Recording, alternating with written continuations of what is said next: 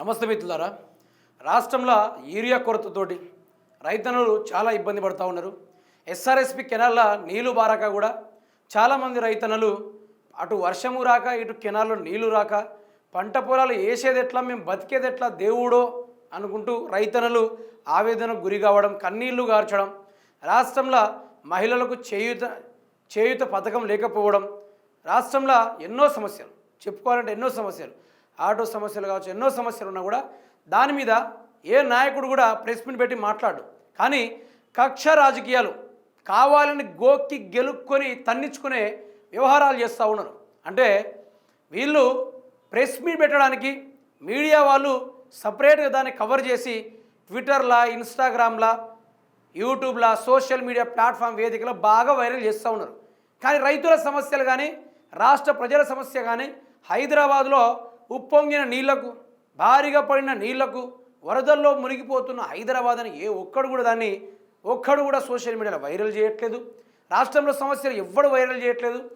గురుకుల విద్యార్థులు ఫుడ్ పాయిజన్తో చనిపోతూ ఉన్నారు, దాని గురించి కూడా ఎవ్వరు వైరల్ చేయట్లేదు. కానీ ఈ మైనంపల్లి హనుమంతరావు గారు కావాలనే గీక్కొని గెలుక్కొని తన్నించుకునే వ్యవహారం చేస్తూ ఉన్నాడు.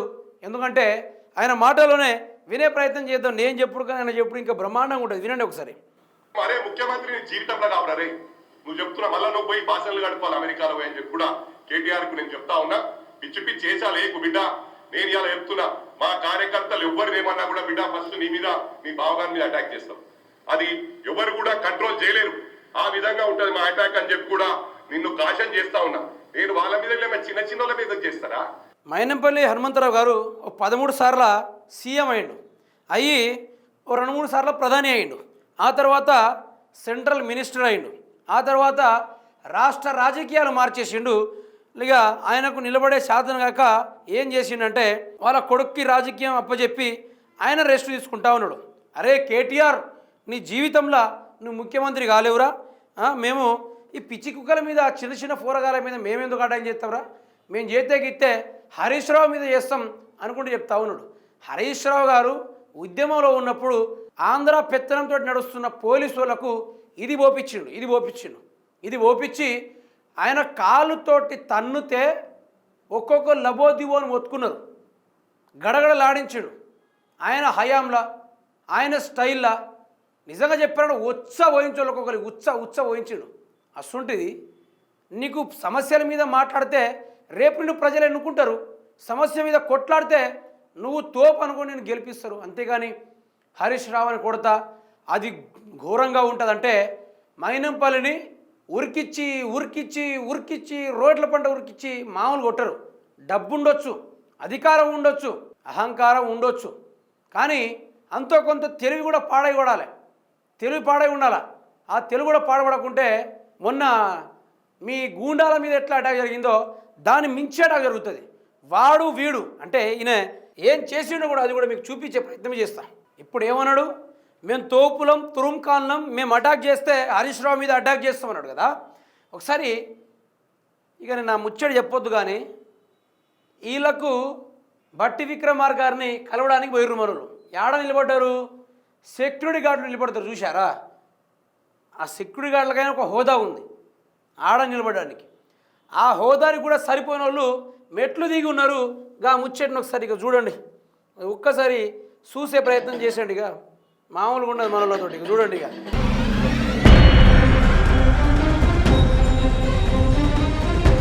వచ్చిన బట్టి విక్రమార్ గారు.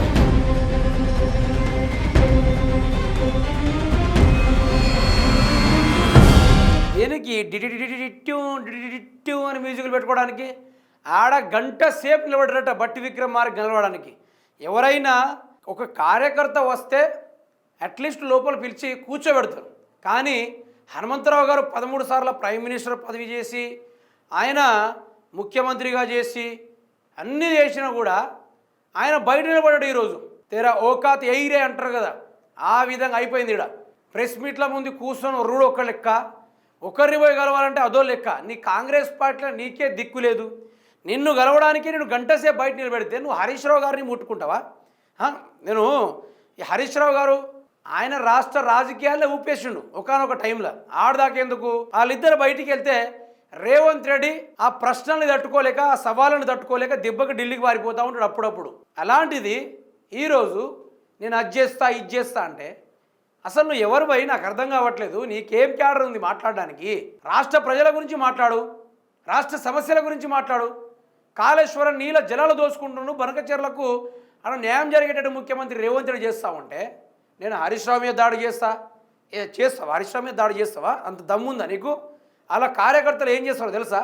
బట్టలు కూడా తీసి బాజాప్తుగా కొడతారు, గాల్లో ఎగిరెగిరి కొడతారు, ఎగిరెగిరి కొడతారు, ఎగిరించుకొని కొడతారు, మామూలు కొట్టరు. వాళ్ళు దడుచుకుంటే వేరే ఉంటుంది. అనవసరంగా శాంతి భద్రతలో ఉన్న తెలంగాణని రాయలసీమ రాజకీయాలుగా మార్చొద్దు. గెలికి గోకి మరి తన్నించుకునే వ్యవహారాలు చేయొద్దు. తెలంగాణ రాష్ట్రం ఆషామాషిగా లేదు. నేను మీ బావగారి మీద అటాక్ చేస్తా, అది మామూలుగా ఉండదా అంటే నీ ప్రెస్ మీట్ అయిపోయేంత లేపు వీపు చింతపండు చేసి ఇడిచిపెడతారు వాళ్ళు. ఆషామాషిగా ఉండదు మొన్నటి వ్యవహారం లెక్క.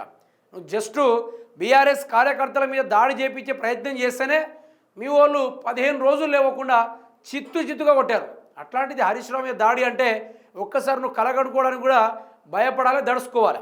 అది పోని ఇంత చేస్తా ఉన్నాడు కదా కేటీఆర్ గారిని అరే తురే అనుకుంటూ మాట్లాడిన మనిషి చూశారా? ఈయనే హనుమంతరావు గారు. ఎవరి కాళ్ళ పడుతూ ఉన్నాడు? కేటీఆర్ గారు కాళ్ళు పట్టుకుంటూ అయ్యా బాంచాడు అనుకుంటూ ఆ రోజుల ఇది ఔకాత్ అంటే ఇది, తేరీ ఔకాత్ ఎయిరే అంటే ఇది. ఒకసారి నేను పర్సనల్గా నేను తీసుకుంటాను. హనుమంతరావు గారికి మంచి రాజకీయాలు చేసే అనుభవం ఉంది, మంచి డబ్బున్న వ్యక్తి, తెలంగాణ రాష్ట్రాన్ని, రాష్ట్ర ప్రజల్ని, ఆయన నియోజకవర్గ ప్రజల్ని కాపాడుకునే సత్తు ఉన్న మనిషి. ప్రజల సమస్య గురించి మాట్లాడాలి తప్ప కేటీఆర్ నువ్వు రా మీ బావగారిని నరుకుతాం కొడతాం అంటే ఇది ఏంది? ఇది కక్ష రాజకీయాలా, రాయలసీమ రాజకీయాలా, ఫ్యాక్షనిజం రాజకీయాలా, క్రైమ్ పాలిటిక్స్ చేస్తూ ఉన్నారా? ఏం చేస్తూ ఉన్నారు? తెలంగాణ ఇతర రాష్ట్రాలకు ఆదర్శంగా ఉండేది. ఇప్పుడు తెలంగాణ చూస్తే అందరూ ఉంచి వెళ్ళిపోతూ ఉన్నారు. దానికి కారణం ఇలాంటి వాళ్ళు ఉండబట్టే.